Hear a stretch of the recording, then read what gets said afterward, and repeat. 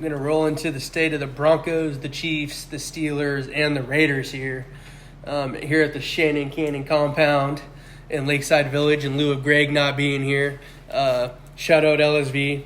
Hope he's having fun down there in Chanute. But we're going to roll into our state of our teams here, and we're going to roll off with the host here, the host of our podcast this week, Shannon and the Las Vegas Raiders, rolling off a tough loss to the Bears. Oh, it's extremely tough. It was extremely tough, not just to talk about, look at the highlights about, but to also watch the whole game in its entirety and lose the way we did. Now, I'm a big proponent of any given Sunday, but shit, come on.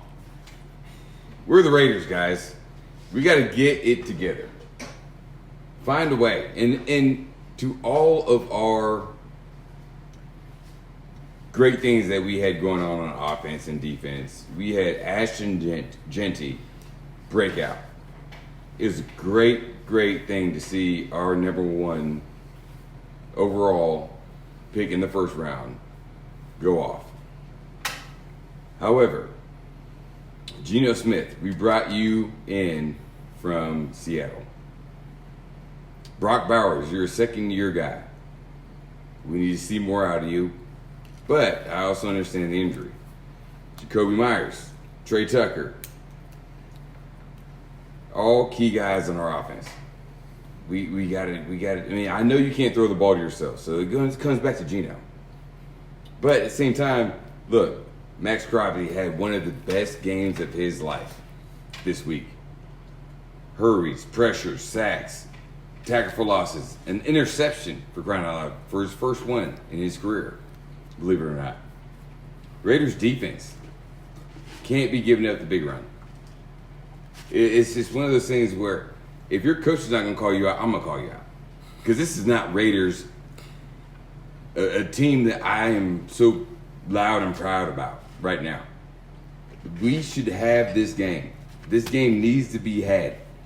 We need to show up. This is a tough AFC divisional playoff teams that we're fighting against. We're fighting against the Broncos. We're fighting against the Chiefs. We're fighting against the Chargers. We're fighting against all these guys that want it. And we have a veteran coach who has Super Bowl experience, and we have Chip Kelly on the offensive coordinator side. We have Patrick Graham on the defensive coordinator side. There's no reason why we should be falling apart at the end of the game like this. We should have had this game a long time ago. And it all comes back to defense. And it also comes back to special teams. And it all comes back to offense. We need to stick to our role, find our place in our positions, and do our jobs. This is that simple. Make this game simple. That's all I have to say. Great take for Raiders fan there. It's very, not really sweet, but it's to the point of, hey guys, like, come on now. Wake up. If I'm going to watch the whole game, you better pull this out. You're right. But rolling into state of the Broncos here. Broncos get a good dub, 28-3 against the Bengals.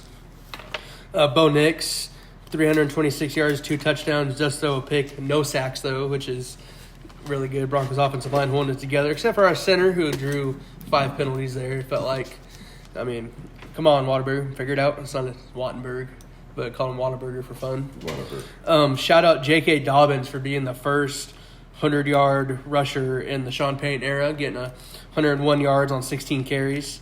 Our rookie running back, our second-round pick, R.J. Harvey, going 14 for 58, and then he had 98 total yards with another 40 and a tud receiving. So I feel like offense is figuring it out. Also holding, talked about this earlier in our other actual podcast you should go listen to on Twitch and Box Week 5. But holding Jamar Chase to 5 catches, 23 yards in total, and PS2 only letting him have 1 catch for 2 yards is awesome because Patrick Tan, another lockdown corner defensive player of the year last year, played great. But, I mean, the Broncos offense looked great. Sutton had 81 yards and tutty. And then Marvin Mims had 6 for 69, a couple of big catches down the field. Obviously, this is against the Bengals, not the greatest team in the world we talked about. We block, but offensive line blocked good, defensive line. Twitch talked about earlier where They're sending 3 guys at Zach Allen in the middle, and then we have Nick Bonito and Jonathan Cooper getting our edge rush going. So we should have beat this team. I'm happy we beat this team and handled them the way we should have. But this upcoming week, a really big test against the Eagles in Philadelphia. I picked the Broncos to win this game. I think the Broncos can win this game if we play our cards right and don't throw screen passes on third down like I talked about last week. But I think the Broncos could get it done. But I think no matter how this next week goes, I think we have a pretty favorable schedule. We have to play the Jets in London the week after. And then we play the Giants, the Cowboys, and the Texans. So I feel like those are all very winnable games depending on what the Cowboys look like. So I think the Broncos have a chance to look really good here going down the stretch. Bo Nix went through his last year. He threw 0 touchdowns, 4 picks to the first 4 games.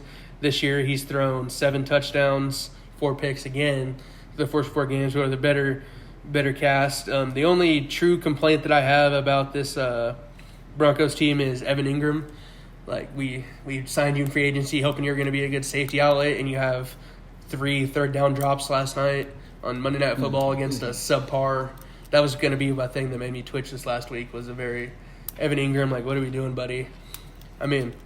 Hopefully he gets it figured out, but this next week's going to be a big test. This will be a measuring stick, win or lose, to see where we're really at, because, we're going against defending Super Bowl champions who are undefeated. But I was kind of in my feelings going in there after losing to the Colts the way we did. Losing to back-to-back field goals, last-second field goals will hurt you no matter who your team is. But Shannon knows that from this last week. Yeah. It's just heart-wrenching. But I think this is a good measuring stick test for us, and then we go on a stretch of winnable games for us down the stretch there. So I think Sean Payton can figure it out. I've seen a lot of, hey, give the play calling to David Webb, our offensive coordinator / QB coach, and let Sean be a little bit more hands-off, which this game will probably sway me one way or truly to the other for the rest of the season, because I've doubted Sean Payton's play calling up to this point. But we'll see what they look like against the best team in the league and arguably the best D-line in the league. They're really good secondary. So I'm excited to watch this game either way. I'll be wearing my Patrick Stan jersey either way. So, But rolling into a interesting take here is Steelers. State of the Steelers over there. Twitch, what you got? Well, I guess I'm always just kind of like half full, half empty, like both sides. On the plus side, I don't think this Steelers team would be 3-1 as if it not for Aaron Rodgers. Last week getting DK involved early didn't really do much the second half, but I think DK had like 4 catches for $122 and a touchdown in the first half. On top of, it was really nice to see on the offensive side of the ball with Jalen Warren being a scratch 90 minutes before kickoff, having an unproven. We've got Kenneth Gainwell coming off the bench and rushing for 99 yards and 2 touchdowns, and adding another 35 through the air or receiving, so about 135 total yards. So it said Pittsburgh over the last few years has invested a lot in their offensive line. Broderick Jones being a big tackle from the Georgia championship team from 3 years ago, on top of drafting a center and a guard.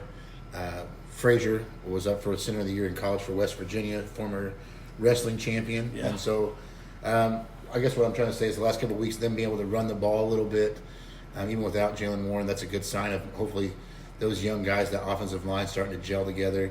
And then for as much flack as I gave the Steelers, I'll get to that still here in a minute. That just not going to go unsaid on the defensive side of the ball, but on the positive side on the defensive side of the ball, over the last 2 weeks, having 11 sacks, 49 pressures, and 7 takeaways. So 49 pressures, definitely 7 takeaways last 2 weeks, and it should be, in my opinion. Well, I don't really like the NFL rule, but for those that did watch, were up at 8:30 watching the game, like myself. There should have been another, in my opinion, another fumble recovery for a touchdown by Jalen Ramsey. But the guy didn't have possession, was touching the ball, and was out of bounds, so they called it a dead ball. Otherwise, it'd be 8 takeaways. But having Deshaun Elliott back, a veteran presence, and then Pittsburgh's on a bye this week, and Another underrated player for Pittsburgh, third-year player Joey Porter Jr. Yeah. Of course, everybody knows his dad, but even as a rookie, was up for the short list of defensive rookies of the year, his rookie year, just because he was going against A.J. Brown and Jamar Chase and things like that, and averaging about like 4 catches for 40 yards. So he's got number one cornerback potential. So Pittsburgh against the Patriots and the Seahawks and stuff, like I think having Joey Porter Jr. come back, eventually Alex Highsmith should be back in the next few weeks, and so Nick Herbig's definitely showed up with almost I think 2 or 3 sacks the last 2 weeks, so not a huge drop off on the opposite side of T.J. Watt. T.J. Watt has came to play the last 2 weeks. Him and Cam Hayward look like their previous dominant self. So those are all pluses. On the negative side of things, let me back up. I'm sorry. Real opportunity for Pittsburgh during the bye week. Like I said, I don't think they would be where they at if not for Rodgers being that calming force. But they come back and they play Cleveland at home, and then they play Cincinnati, and obviously Cincinnati's been struggling. So real opportunity for them. Hate to think too far ahead, and so especially this week being a bye week. Yeah. But a really good chance for them to win 2 games and really, especially if Baltimore ends up losing to Houston. So if they're sitting out there at 2-4 and we're 5-1 in a couple weeks, I mean, we definitely try to stack as many wins because we have obviously being in the same division, almost the same schedule, give or take a couple games as the Ravens. So the Ravens' losses, they've lost to, 2 of those losses are the Lions and the Bills, which we get to play later in the year. Yeah. So, anyways, that's my big thing is like stacking up wins, getting some players back, having some depth pieces. As far as it was really nice to see Gainwell and running the football. As far as my concerns, though, are still Minnesota ran out of time and still allowing Lynch to throw for 350. There's other times where, it seemed too easy, and they blew up one, which allowed Minnesota to fight back in the game when it was 24-14. Pittsburgh decided to go for it on 4th and goal from the 3 and tried running it, and they got him back down to the 1 in the first play. Granted, and that's another thing, is a concern is Nichols had played really well, making the game-winning tackle the week before against the Patriots. Had played really well. James Pierre, our other number 2 cornerback, has got some starting experience. He does okay. I said, and some of that will be taken care of, like I said, if Porter does come back after the bye. But I still have my question marks on the defense, and then the other major thing is going to be for me is no number 2 receiver. I mean, we're still talking about that second week in a row. Calvin Austin, who is now hurt, so out for probably multiple weeks as your number 2 guy, and he's catching his first passes in the 4th quarter of the game. So still no number 2 receiver, and I want to know where the lack of we have got to get the tight ends involved. Yeah. I mean, Pat Freiermuth didn't have a single catch. I think the Pittsburgh receivers, without having the stats in front of me, had 6 catches for like 25, 27 yards on Sunday. I mean, absolutely no. And Arthur Smith is known for the NFL. Pittsburgh by far leads the NFL in 3 tight end packages. They're one of the few teams. Now, granted, that's to help out the run and bulk up the line. I said, but getting former Pro Bowler Jonnu Smith from the Dolphins and having 6'8" Darnell Washington, who had the best game out of the 3. But so Pat Freiermuth was a top, in my eyes, a top 8 tight end. Just the first couple of years, Ben's last year and Kenny Pickett's first year, and really he's got the hands for it. He's not quite as shifty as like a Travis Kelce. He doesn't have as much size, but he's big enough, and he's a viable option. So I just want to know if that's really just scheming or the game plan, or if him and Rodgers not been on the same page, or the packages, or is Freiermuth really not getting open? Because I just have a hard time believing that there's not something that they can come up when Arthur Smith, that's supposed to be one of his strengths. Yeah. I want to see when we get back from the break. I would love to see us who's going to step up, especially against when we play the better competition with our schedule getting harder the second half of the year. Who's going to step up and be that number 2 receiver? Roman Wilson, Skancerek, some of these other guys, I don't know who that number 2 receiver is going to be. So that's my biggest thing is how long is Nichols out? Is Joey Porter going to come back? So the cornerback play in our defense and shoring that up on top of on offense, who's going to step up and be that number 2 receiver or getting the tight ends involved? Yeah. So I mean, I don't. Aaron Rodgers doing just enough in the 3 wins to win and keep him competitive. And nothing against Aaron, but I thought he was on the back half. He still is. Yeah. But the back half of his career, I wasn't thrilled about him coming into the season. But former 4-time MVP for a reason. Not that he's playing at that same level as Allen and Mahomes still. Yeah, but he's still. But that solid hand. Pittsburgh would not be 3-1 if it not for some of the big time throws by Aaron Rodgers. Sure.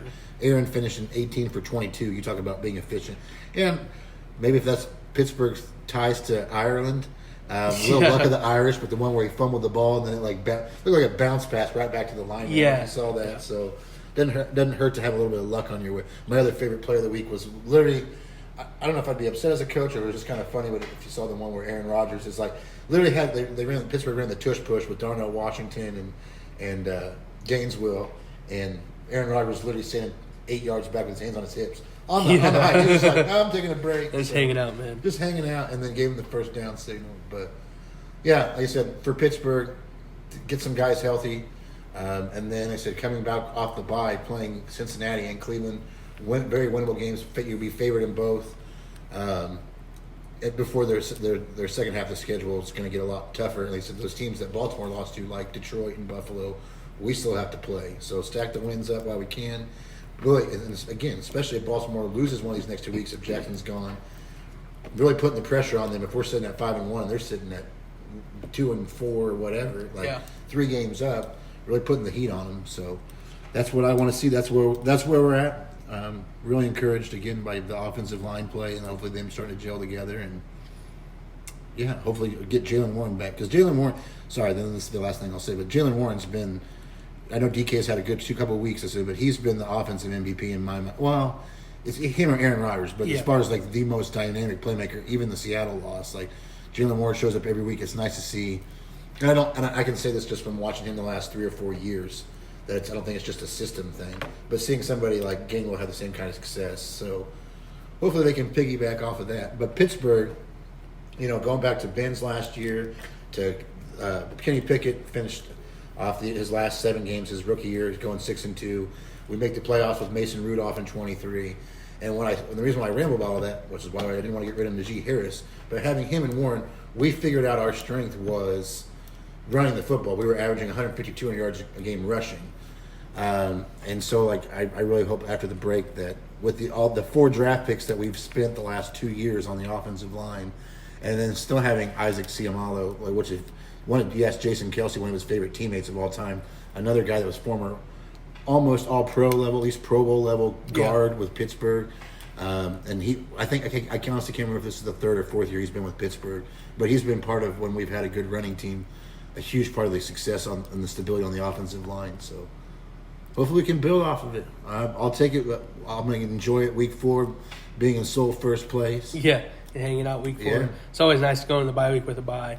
Rolling to the Chiefs here. We're going to tag team this one because old Greg's not here to hype him up. Greg. But Well, I got nothing good to say. I'm a Raider fan. yeah, as a Broncos fan, it hurts me to try to hype him up here. But in honor of Greg hosting us every week, I'll try to give him a good light here. But to get a good win against the Baltimore Ravens this last week, really coming out. We talked about basically everything we talked about last week with got to establish a run game, got to get Worthy involved early. It's exactly what Andy Reid did, which credit Andy Reid has forgotten more football than any of us 3 put together will ever know. True. But really good win for the Chiefs there this next week.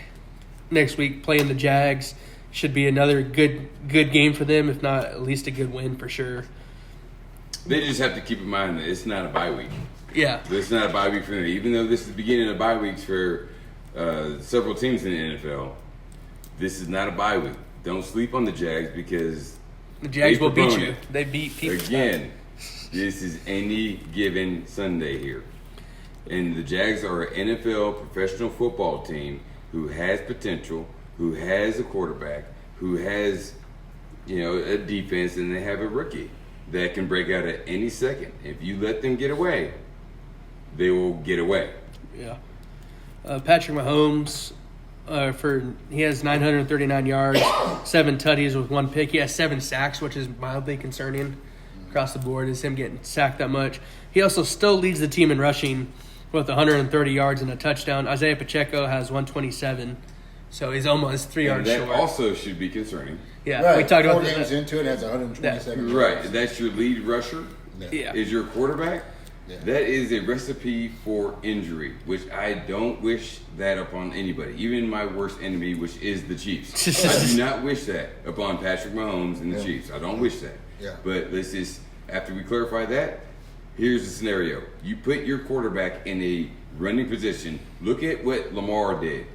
Yeah. Yeah, You exactly. put him in that situation, what's going to happen? It's inevitable. It's not if, it's when. Yeah. So if you guys want to go ahead and go with rushing your quarterback as being your lead running back Yeah, it's for the probably rest not of the the year, best it's idea. not going to be the recipe for success. And last week, the Chiefs kind of did it by committee with Worthy getting 2 carries for 38 yards, Pacheco 7 for 35, Kareem Hunt 13 for 34, and Mahomes only having 5 rushing yards last week. But the fact that they don't have any, I mean, Worthy's a wide receiver who's kind of their trick play guy. Like, they'll get him on reverses and jet sweeps and all that. But the fact that a guy out of Pacheco and Hunt can't come out and establish themselves as RB1 saying, hey, give me the rock, kind of like what Kareem Hunt did at the end of last year with Pacheco being hurt. Kareem Hunt was 100 yards a game, 90 yards a game. Yeah. And with the lack of him doing that, it's still mildly concerning. They beat the Ravens still. So, you can't take a win's a win no matter how you get it. But like exactly what Shannon said, stealing exactly what he said, you can't have your quarterback, especially when it's not designed, you can't have him as your leading rusher. Like if you're the Baltimore Ravens and your leading rusher is Lamar Jackson, okay, if you designed it that way. But you can't have I can't think of one time during the Ravens game that it was a designed QB run by Patrick Mahomes. Yeah. So all of his rushing yards have been on scrambles. There's scrambles and him getting outside of the pocket. Andy Reid does not design a QB run for his quarterback. His number one numero uno, his star player, God bless the child that came from exactly. the heavens. He's not going to have him just to run. Yeah. He has to run for his life. Right. And this is why they invested in the number 1 pick from Ohio State in their left tackle to protect him. Yeah. So that's also a concern. Very much so. But Well, you look at over the last few years, not very minimal. I said, but the minor injuries that Mahomes has had, and I want to say one of them was either against the Jaguars or the Broncos, and then whatever game that was where he took a handoff and lowered his head and got his hand hurt. Yeah. A couple of years ago, I said, but it's not only that, but it's like, for even the first couple of weeks, the Chargers game or the Eagles game, like it's a blessing and a curse. As he's obviously a lot better than Tua, but it's almost like the Tua situation in the sense of like it's a blessing and a curse. Of like those that watched Patrick Mahomes this year, he's been bound and turned from the Super Bowl, and it's how he runs. He ran over a couple of defenders in each game, and at least one of the first 3 games. The Giants. So you want to see that fire out of the quarterback. He's running, but he's not afraid of contact. But so it just still takes a toll out of him. It still no, takes absolutely. some But durability what I'm saying, Yes. absolutely. But that's what I'm saying. It's like, especially with Mahomes, that's like not going to go down, and he's not going to almost take the QB slide. He's going to put his head down there. Like you're opening up those opportunities for him to get hurt, and you don't want him necessarily lose that. Right. You don't want to lose that competitive fire, but it is concerning. you got to pick your shots, man. Exactly. Right. And for him to on the good note, he is some of the hits he's taken throughout the years. I would have thought he was done for the year. Some of the hits he's taken, any other quarterback would have just been done. Yeah, would have just killed over, man. But he is resilient. He has fought through it. He's durable. He's proven his durability throughout what all the critics say. Yeah. And he's a great quarterback, a franchise quarterback to have to invest your money into if you are a franchise, for sure. Oh, yeah. Well, I was going to say, as far as my state of the Chiefs, though, it was just like, obviously a huge, huge win for them last week. With the schedule getting that schedule still, I mean, with the Lions coming up, they still got the primetime game coming up. It's not going to get any easier. Yeah, they have back-to-back primetime But what games. I was going to say was, we were talking about this the last couple of weeks, and especially with them being 1-2, and then now last week, I think everyone could kind of exhale because of how well they looked, and so like that schedule still looks tough, but not as daunting because we talked about all these other great teams and up and coming teams. There's only been I agree that's every given Sunday. But they're all professionals and professional football teams.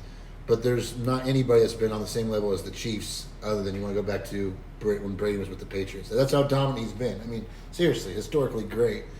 And I'm not saying that, I don't know about this year's Chiefs, but what I'm saying is, I think they figured it out. They figured it out, and they said at some point of the year they're going to win 4 or 5 games straight, and they're going to be the favorite. And I just think that we've talked about it a couple times already. I said, but Xavier Worthy coming out and opening up that whole offense, being able to take the top off the defense to where people can't just line up in the box. That's going to open up the running game. That's going to open up the middle of the field, that's Juju's bread and butter. Yeah. And then now you have a guy like, you want to block or cover Worthy at his speed and double team him. Well, now you're going to go one-on-one with Hollywood Brown when no offense to him, but for the most part, he's a one-trick pony, but he still can flat out His fly. one trick's pretty good. Yeah, he can still flat out fly. And don't get it twisted. Like I said, like Patrick Mahomes is like death by 1,000 cuts by choice. He can still make every throw. Yeah. So when they start hitting some of those deep balls, for Kansas City, that was such a huge win. And I think the other thing for them is going to be over the last 2 weeks against the Giants and the Ravens. It's been nice to see Chris Jones in there quite a bit, like getting consistent pressure. It seemed like he was in Lamar Jackson's face all game on Sunday. So that's the same thing. If the Chiefs can get back to that defensive and getting what we've been talking about and what they've been missing up until then is consistent pressure on defense, and now that balance on offense. They seem unstoppable. Yeah, I mean, Kansas City's got the only intangible that can make them defeatable is health. Mm-hmm. Health is the major key role in any NFL game, in any NFL team. Health, but who is next step? Yeah. Now, what we haven't heard as the Kansas City Chiefs, what we have heard in the previous years of the Kansas City Chiefs is Travis Kelce. Yeah. Where's he been? Yeah, TK has been kind of under the radar all year. But I still feel like as the season progresses, they'll start getting Noah Gray involved again. And then, like I said, we're still a couple weeks out from Rice. Who's their actual number? There's a lot of football left, guys. But Trust and Reed. Well, having Rice come back, I said it might take him a couple games to get warmed up, but he's their actual number 2. So when you have your number 3 or 2A, 2B between him and Hollywood Brown and Juju, and then here's your 5th option. The 5th option or the number 1 security blanket is Kelce, and 6 is Gray, and then now you got 7's Pacheco, 8's Hunt. Like, you give that many pieces to Patrick Mahomes and Andy Reid, and it all comes down to protection at that point. So, I think Kansas City, they needed that win. It was a huge win for them, and they're starting to get players back, and let's see what happens. Yeah, they got to play the game. They got to. They got to take care of business this week. I said I think they will. Yeah. Be 3-2. I said because then next week. Probably one of the games I'm most excited about. They got the Lions next week. So yeah, they have 3 primetime games in the next 4 weeks here. So they have. You've been on Aiden Hutchinson's ass the whole time. So let's see what he does. Yeah, exactly. Because they got Monday Night Football this week, and then they have the Lions next week on Sunday Night Football, and then they play the Raiders at home, and then they play the Commanders coming in on Monday Night Football again. So kind of a nice little lineup here. Jalen Daniels should be back by the time they play that game. Be interesting for sure. I still think they'll go at least 3-1 down that stretch. Yeah, I mean, I think health very much so across the board, and then after that they play the Bills. So I mean, the Chiefs favorable lineup. I think they'll figure it out. I think Andy Reid will get the boys play. I mean, I still have blind faith in Andy Reid until he proves to me that he's lost a step. I still have Andy Reid getting the guys to a winning record, if not pushing the Chargers for the division. The threat and is defending AFC champions and defending AFC divisional, winners of the last I don't know how many years now. It's been too long. It's been way too long. If you're a Raiders or a Denver fan, to be honest with you. Yeah, no shit. It is. We'll see what happens, but we're excited about our teams. We have the upside, but. Unless you get rid of Patrick Mahomes, then they're still going to have the advantage. Yeah, exactly. Until Mahomes and Reed are out of the division, exactly. I think the Broncos have to be a wild card spot. 7 straight or 8 straight? I don't even know. Like that 7 or 8. I think all 7 of Mahomes. I just don't want them to get to double digits. Yeah, let's just stop it there. Yeah, they're fine. Yeah. Right. You take a year off, guys. Be a wild card. Right. But appreciate Shannon for having us out here. It's my pleasure to be out at the Candy Compound at LSV. We love it out here. This is a great place to just talk and chat with friends and, make new friends. And, I can't say any more than the people I've met through Scary Gary. Love you, man. We'll see you next week, Scary. Yep. We'll see you next week, LSV. Appreciate Twitch for coming out this week. appreciate Shannon for having us out here at the Cannon compound. And Oh, sorry. I was going to give a shout out to my 9-year-old, to Finn, going. What was he, 4-1 on the week on Yeah, picks 4-1. So he's 7-1 on the season. Yeah. And this is his third year. He's 9 in 4th grade, and this is his third year playing football. He played us fall and spring, his first year, so it's 4th year. Anyway, but first game was on this past Sunday, and first drive had about a 70-yard touchdown, cut to one side and cut to the outside. Yeah. Outrunning the bigger kids. Yeah. So, maybe. Yeah, proud dad. I want to give Big a shout. things. Big That's things my coming. player. Yes, that's sir. my player of the week. Player of the week There is you go. Finn. It's Finn Hopkins. So. There you go, Finn. Get you some. Yes, sir. Appreciate everybody listening. Hope everybody has a great week, and be on the lookout for our Week 5 podcast dropping right after this one. So see you guys later.